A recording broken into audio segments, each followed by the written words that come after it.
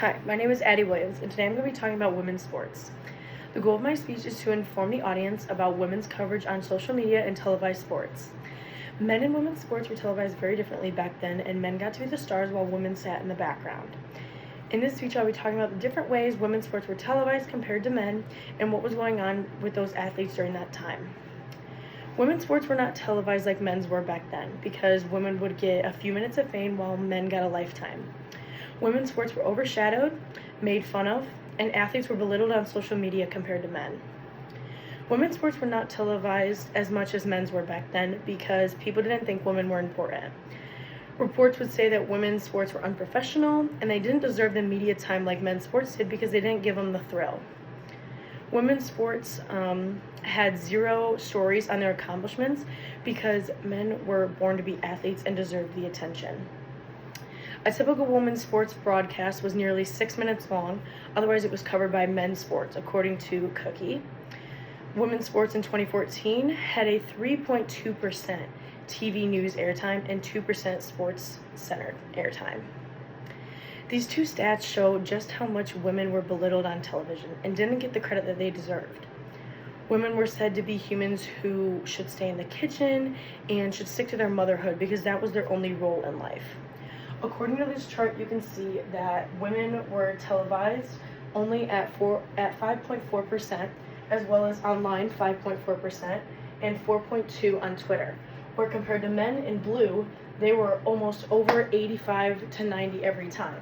The green represents the neutral airtime that these athletes got at the same time, and you can tell that the neutral is still higher than what women got individually compared to men.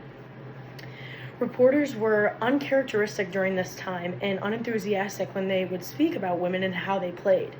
Reporters said things like they were unstoppable, throwing heat, lethal, on fire when they were talking about men and how they play. But when talking about women, reporters didn't feel like talking and would never say a woman did anything in a cool and enthusiastic way. Women joined the March Madness games in 1982. And according to reporters, March Madness is a male-slapping championship, and women's NBA was just a humorous gag story.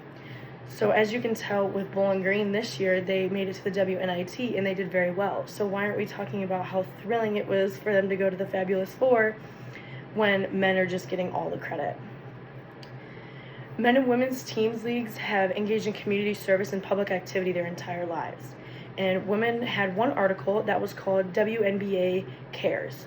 And in this article, it talked about women's education, youth, family development, and health and wellness. But none of the women's charity and what they helped their community with was mentioned in that article. But when men had an article, they immediately said when one athlete picked up one item of trash and didn't say anything else about women at all. Men who are highly paid professionals give back to their communities and public relation and marketing teams. They pitch stories so that their media outlets can receive them and promote their image. Women had public relations teams and marketing teams, but didn't have the money to send out those stories, which resulted in them getting no recognition. So since we weren't being paid the same as men, we weren't able to show everybody what we were doing and get the word out there because media outlets didn't feel the need that they needed to come and talk to us. In conclusion, women didn't get the credit that they deserved on television back then and were picked on and overshadowed. This information allows you to see how differently men and women were treated, and some of it still happens today. Women today have a lot more televised airtime and are spoke about more due to others standing up for each other and women standing their ground. Just like today in the Women's World Cup for soccer, they have gotten much more airtime and have been proven to be worthy of getting what they need. And you will still see some of these instances today, like I said, but not as bad as it was a few years ago. I hope you learned a little bit more about women's coverage in social media and televised sports and how men and women are compared. Thank you.